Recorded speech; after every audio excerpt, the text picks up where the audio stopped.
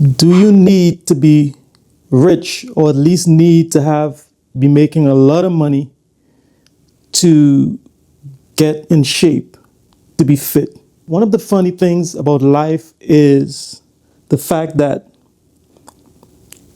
truth is always staring back at us, but for some reason we always look beyond truth, right? And that is with most things. We do this with most things in life. We tend to complicate things, especially if it sounds easy or too easy. It seems like we don't like when things sound too simple, right? We like perplexity, right? It may sound counterintuitive, but if you examine our behavior as human beings, we complicate and overcomplicate everything, right? And if things sound too easy, it doesn't really appeal to us, right? We love complication. So for that reason, we always miss the truth whenever the truth is simple. I have some notes right here that I'll be looking at as we proceed. So you may see me looking down from time to time. I'm just looking at my notes. But again, the issue, do you need to be rich to get in shape, or at least have a lot of money? What stirred my interest in sharing on this topic is recently I saw a post with Lenny Kravitz, right?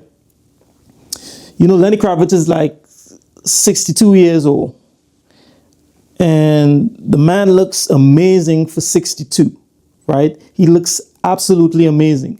He's chiseled, six pack, right? I mean, he looks like he takes care of himself, right? And the comment section, now I've seen this post with Lenny Kravitz at least 2 or 3 times. And each time when I go to the comment section, a lot of the comments point to the fact that it's easy for rich people to get in shape. He's able to do that because he's rich, he has money, right? And then they go on to lay out all the different scenarios of how being rich makes it easier to get in shape. We're going to break down all of those scenarios and dissect them so that we could prove that it's really a myth, believing that you need to have a lot of money or be rich to get in shape. This is the shared consensus, right, on the internet. This is the shared consensus in society, right? We need these things. So let's list the first one and the most important one, which is obviously the money, right? But let's list what the money affords us in order for us to get in shape, right? Let's go ahead and list it.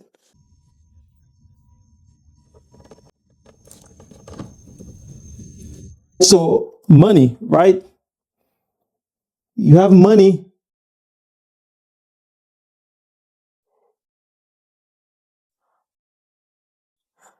right? Hope you guys could see that. Money equals, I'm press a little harder on that. Money equals time, right? With money, you could buy time, right? With money, you could buy time. And time is one of the most, or if not the most precious commodity, right? We all agree with that. We all understand that, right? So again, let's go again. Money equals a chef, right? So you could afford a chef, right, to prepare your meals. And having a chef to prepare meals means that you don't have to worry about cooking, right? You don't have to spend 2 hours, 3 hours in the kitchen cooking, right? That means your breakfast, lunch, and your dinner is taken care of. So that time is freed up, right? Let's go again. The third one, money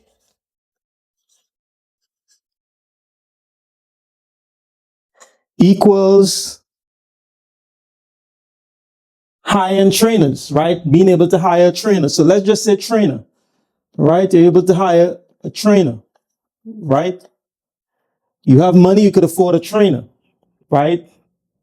Let's go again. Number four, right? We're only going to focus on these four because these four, I think these are the most used excuses and the most critical ones. So we just focus on these four. All right. So money equals supplements. All right. You're able to, you can afford your supplements. All right. So one, two, three, four. All right. So let's break it down. Money, you have a lot of money, you have a lot of freedom. Money equals freedom, right? We all know this, right? Now, this is where this theory runs into problems, right? In order to get in shape, the only thing you need is your body weight, right? And what that means is you don't necessarily need a chunk of time, right, to dedicate to traveling to a gym or even having a gym membership, right, in order to actually get in shape. What that means is if you're in a job, right, on your lunch break, right, on your snack break, you could do 50 squats, right? You could do 50 push-ups, sets of 10, right? This is all body weight exercises, right? And you take your body everywhere you go, right? That's kind of obvious. That's kind of a given, right? So your body is everywhere you are, right? So what this means is at any moment, you could perform a movement that will contribute to your fitness. And body weight exercises like push-ups, free squats, right? If you could find something to hold on to, pull-ups, you have a chair, right, available, dips, right? All of these different movements could get you in shape, right? Could build muscle, actually. All of these movements we just mentioned could actually build muscle, right? So that challenges belief number one that you need all this extra time. Because here's the deal. If you have a job, if you have two jobs, right, you could find time in between your breaks, right, before you go to work, when you get home from work, before you take a shower, and do 25 squats, right? You could do 25 squats. You could do 25, 30 push-ups, sets of 10, right? That's free, right? You don't even have to pay for that, right? So that's number one as far as time goes. Here's the other thing with time.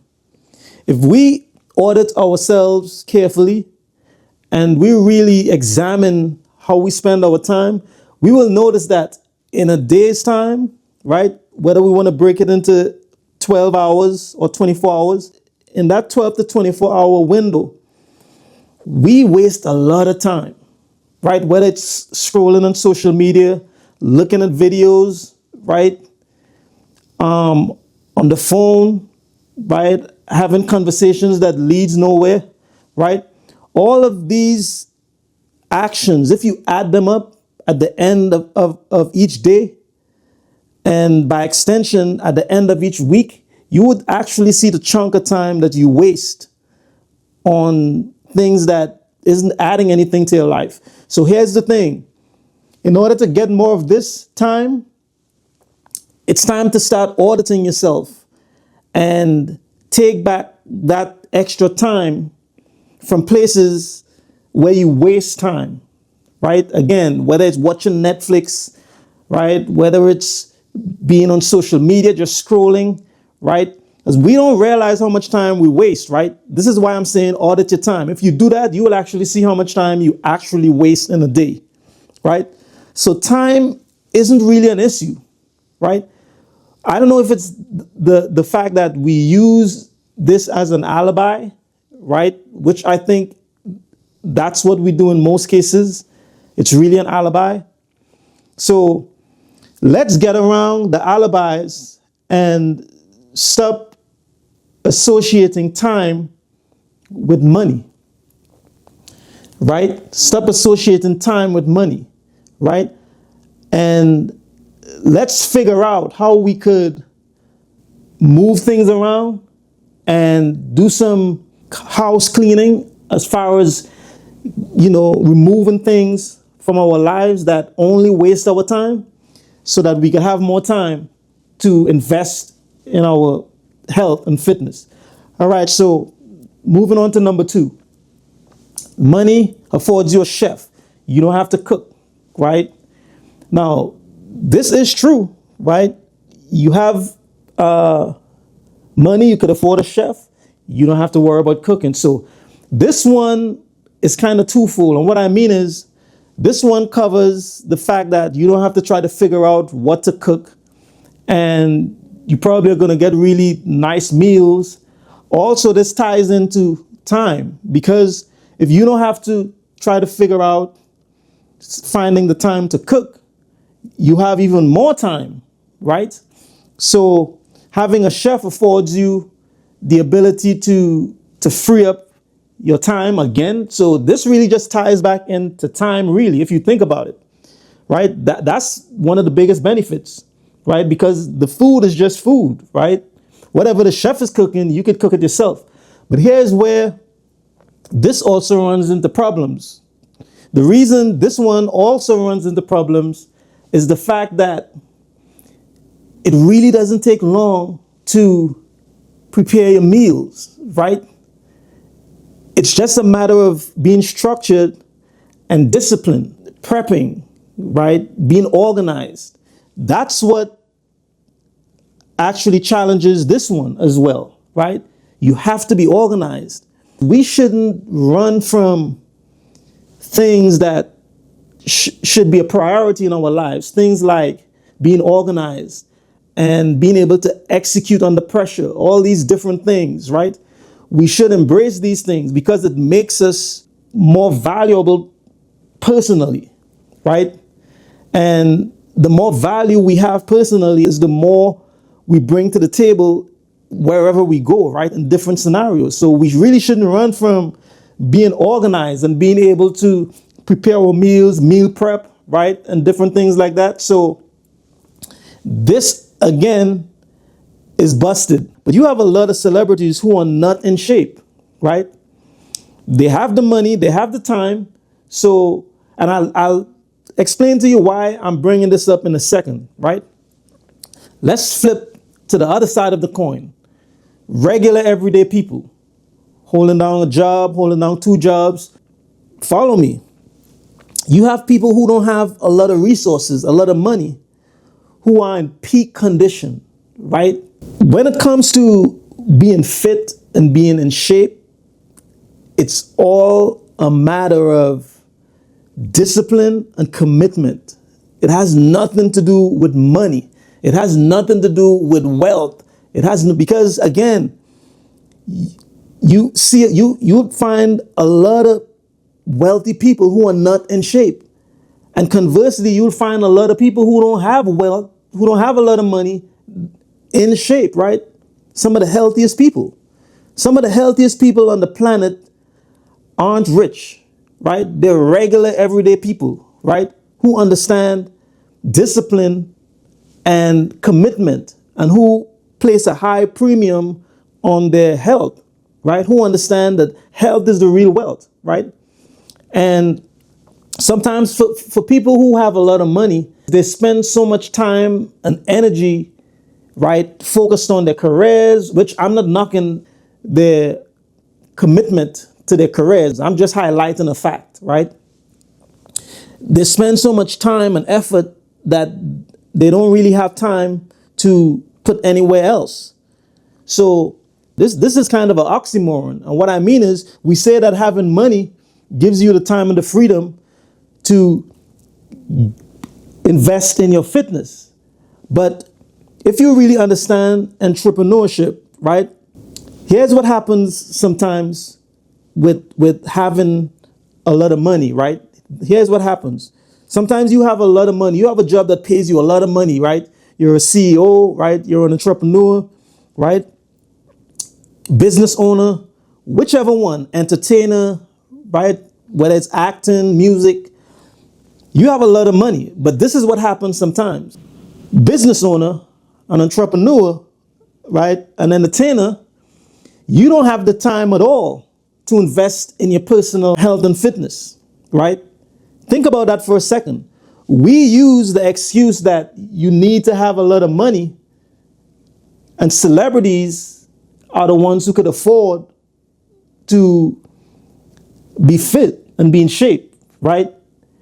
But all of these theories caves in on itself when you really examine it, right? Because the simple fact that a lot of celebrities with money do not have the time to invest in themselves. When you look at celebrities who are actually really like in shape, right? Fit, pay attention to their health. That's celebrities who actually make it a point, right, to focus on their health and fitness.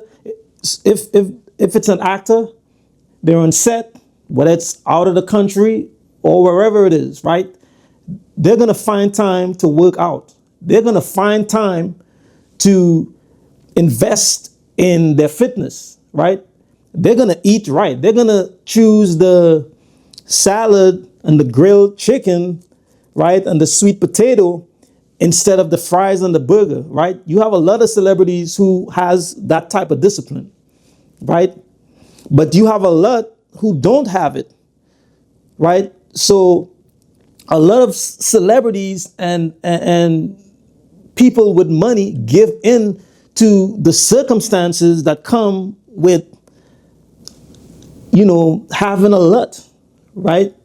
With having a lot, having a bag, right? So the belief that having, being a celebrity, that's what affords you the luxury of becoming fit, it just isn't true, right? Getting in shape, again, simply boils down to what you deem as important. If you see it as important for you to be fit and in shape, you're going to do whatever it takes by any means necessary. You're going to get in shape, right? I'm telling you, by any means necessary, you're going to get in shape. You're going to invest in yourself.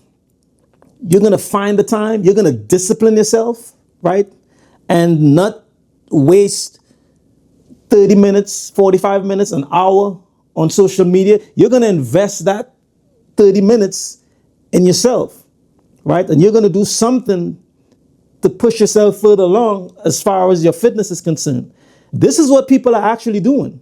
When you look at people who are in shape and people who are fit and all of that, that comes with a price. You have to pay a price for that. People who are fit and shape, they're built under load, and that load is actually grinding and finding the time, right, and disciplining yourself, disciplining your habits in order to become a better version of yourself, right?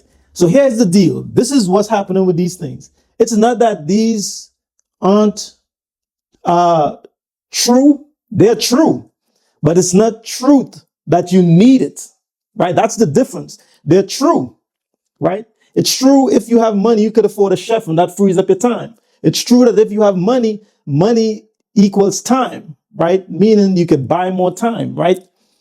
But it's not necessarily true that you need these things. Okay, so number 3, again, you need a trainer. You don't necessarily need a trainer in order to get in shape. You have tons and tons of people who get in shape every year, right? Who work on their fitness every day without a trainer, right? It has to come down to a mentality of by any means necessary. That's all it is. It has to come down to that type of mentality, right? By any means necessary. And what does that look like? What does any means necessary look like when you can't afford a trainer? It looks like getting on YouTube and finding content that will help you understand what you're doing and losing weight, which there is no shortage of. There is no shortage of content on the internet to help you understand what you're doing as far as losing weight and building muscle. Follow accounts on Instagram, right? Find accounts that you like, that offer value, and follow these accounts, right? That's another, and these are some of the most powerful ways in which you can learn and understand what you're doing as far as fitness, right? You take these things and you put them into practice, right? So that handles myth number 3, which is you need a trainer, right? Okay, number 4, supplements. Here's where this one is a problem.